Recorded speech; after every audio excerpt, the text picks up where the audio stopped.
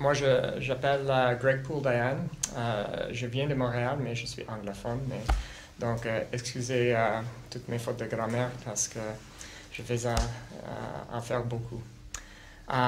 Puis, quand j'étais jeune, je savais que j'étais gay et c'était complètement naturel pour moi. Mais aussi, cependant, j'ai appris que d'être gay signifie que je ne peux pas avoir des enfants, ça n'arrive pas. Donc, j'ai décidé de sortir avec des filles. Parce que surtout, c'était important d'être un parent, d'avoir des enfants. Et comme vous savez, c'est facilement à décider ça, mais difficile quand le testostérone se produit dans le corps. Et j'ai trouvé rapidement que ça sera impossible de vivre une vie comme ça. Donc, j'ai décidé de vivre une vie gay en espérant de trouver quelqu'un pour partager ma vie avec, peut-être d'avoir un chien, parce que j'aime pas les chats. Et c'est ça. En 1994, j'ai rencontré Ron, qui était ici. Il habite à New York, moi j'étais à Montréal et on se voyageait chaque 2 semaines. Et après un an, j'ai déménagé à New York. 6 mois après ça, on a adopté un chien et qui est encore avec nous il y a 12 ans. Et 6 mois après ça, on se sont mariés. Les deux avaient des bonnes carrières. Moi, je suis infirmier. Et nous étions contentes, mais pas tout à fait. Le désir d'être parents était fort dans nous deux. Et on est allé à une réunion à la Centre de Gay et Lesbiennes à New York. Et c'était là qu'on a rencontré la première fois l'histoire d'un homme qui a eu un enfant par la gestation pour autrui, traditionnelle. Et pour Ron et moi, on a pensé qu'il y a 2 choses importantes si on peut avoir des enfants. La première chose, c'était, si c'était possible, que les enfants sont en relation biologique, les enfants entre nous deux. La deuxième chose, qu'on est les parents. Il n'y a pas une situation de co-parenting. Il y a une mère, 2 pères, 2 mères, 3 pères. C'est juste 2 pères. Il y a beaucoup de situations familiales dans le monde, mais pour nous, c'était important que dans notre famille, il y a des enfants et 2 pères. Par la chance, on était à un tournoi de curling. Vous savez, c'est le curling. Et ma sœur Barbara était là. Elle a 2 ans plus âgée que moi.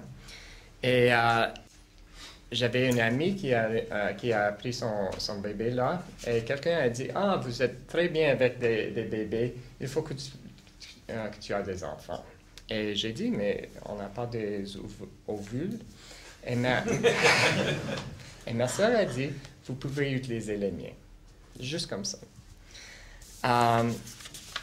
On a laissé comme ça pour environ 1 an.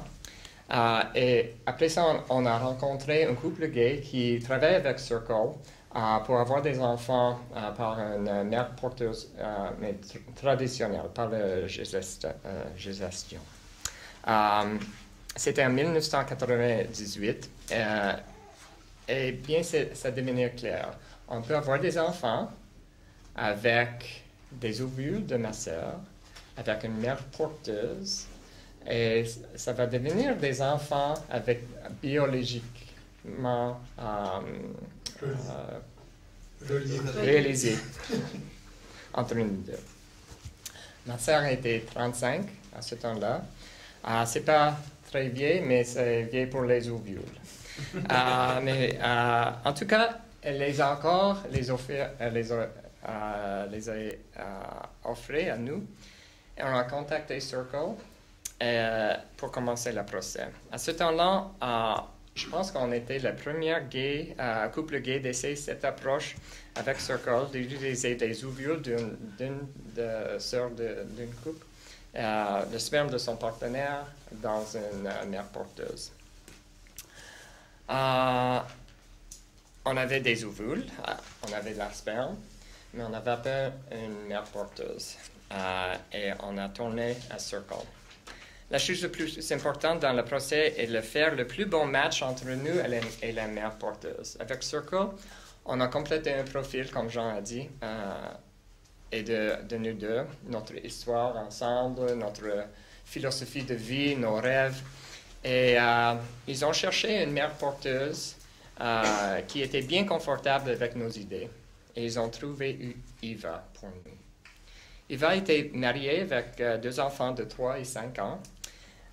Elle habite à New Hampshire. Elle savait qu'elle ne veut pas d'avoir des autres enfants. Elle avait son trompe de Fallope lié. Donc, elle ne peut pas devenir enceinte sauf qu'avec le FIV. On s'est rencontrés en juin 1999 et immédiatement, on savait qu'il y avait une connexion entre nous 4, son mari aussi. Même s'il était jeune, elle avait, je pense, 27 ans, avec des moyennes modestes. Elle était très bien dans sa peau, confidente, indépendante, no nonsense. Elle a toujours voulu aider des couples qui peuvent avoir des enfants, qui ne peuvent pas avoir des enfants eux-mêmes.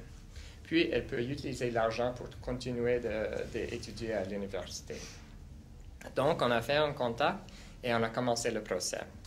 Ma sœur à Montréal commence à prendre des injections de hormones, puis aussi il va à New Hampshire. Et en février, à Boston, ils ont retiré 12 ovules de Barbara, ma sœur, les a fertilisés avec la sperme de Ron. Et après 3 jours, ils ont implanté 3 embryons dans Eva. Malheureusement, ça n'a pas marché. On a pensé d'arrêter là, parce que maintenant, ma sœur a un petit ami. C'était difficile pour elle avec des injections, mais elle nous a dit, on va essayer encore, vous voulez des enfants, et je vais vous aider. En mai 2000, après 2 mois des injections encore, Barbara a eu 18 ovules. On a implanté 4 embryons. Et après 1 semaine, on a eu des nouvelles que Eva était enceinte. Après 1 mois, on savait qu'on va avoir des jumeaux. On a assisté avec Eva dans les ultrasons. Sa famille a resté avec nous pour une fin de semaine à New York. Et on se parlait chaque semaine par téléphone pour 8 mois. Puis sur le 22 janvier 2001, nos 2 enfants, Thomas et Eleanor, qui maintenant sont presque 8 ans, ils sont nés. Même s'il y a presque 8 ans, on le souvient comme c'était hier. C'était la journée la plus importante dans notre vie, je pense. Je veux dire que le Circle a très bien choisi notre mère porteuse pour nous et ils ont très bien facilité la relation entre nous deux. Le contrat, les paiements, et nous a donné beaucoup de conseils légaux avec les certificats de naissance, les procédures dans l'hôpital et tout ça. Maintenant, le contact entre nous puis Hiver, consiste seulement des cartes de Noël. Elle habite à Missouri avec sa famille, mais je pense que notre relation pour nous deux est parfaite. Comme j'ai dit, Eva est très indépendante et elle a réussi son rêve d'aider les gens d'avoir une famille. Et pour nous n'avons pas le désir de partager nos enfants avec des autres parents. Les enfants sont les nôtres Et nous connaissons des gens qui ont maintenu une relation très proche avec leur mère porteuse. Et ça marche pour eux, c'est magnifique. Et il y a toutes sortes de situations qui sont possibles. Et c'est ça que le match avec la mère porteuse est si important. I actually speak to my surrogate mother, who I met 16 years ago, about every 4 months, and we see her about every 2 years. And I would say I'm in the middle of the spectrum with Greg at one end, and perhaps others we have who speak weekly, still years after having a baby. Il est encore en relation avec la mère porteuse de ses enfants, qui lui parle à peu près aux 4 mois, puis il la voit à peu près tous les 2 ans. Alors, il est à peu près si on regarde les gens qui ne veulent pas les rencontrer du tout, les gens qui veulent les rencontrer beaucoup, puis il est à peu près dans le milieu de tout ça.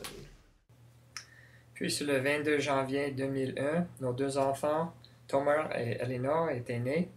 Et il y a 7 ans et demi que c'était passé, mais je le souviens comme c'était hier. Nos enfants, ils n'ont jamais posé la question qui est notre mère, parce qu'ils savent qu'ils ont 2 pères et sa famille. Quand ils avaient 4 ans, il a demandé est-ce que nous étions dans la vente de toi ou de Abba, Iran. Et c'est là qu'on a dit on peut pas, on n'a pas d'un utérus, on ne peut pas avoir des bébés dans nous. C'est là qu'on a les expliqué qu'on a une femme pour les avoir.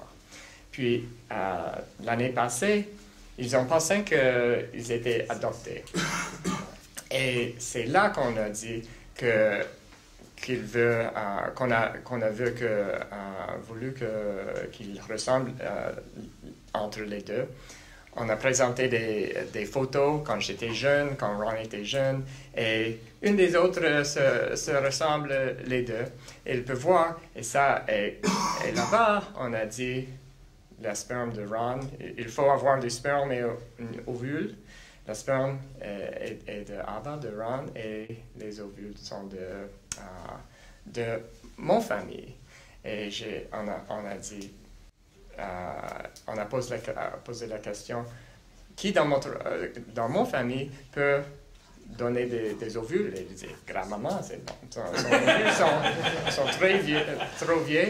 Et elle dit, tante Barbara. Elle dit, oui, tante Barbara a donné des ovules avec le sperme de Ron. Et c'est fini avec ça. Donc, je suis d'accord avec John que les enfants vont poser des questions quand ils veulent savoir. Vous répondre honnêtement, simplement, et ça va marcher. N'inquiétez-vous pas à ce sujet-là, ça va arriver.